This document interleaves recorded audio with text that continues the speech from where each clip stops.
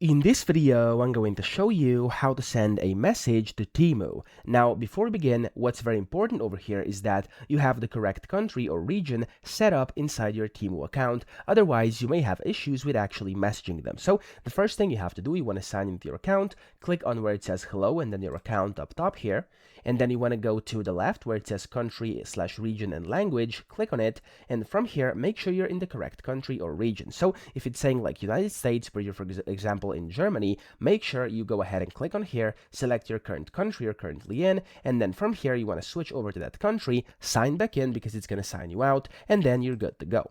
After you do this, after you are in the correct country, so the same country you're currently located in, scroll down to the bottom, and then here under Get to Know Us, it's going to say Contact Us. Click on that.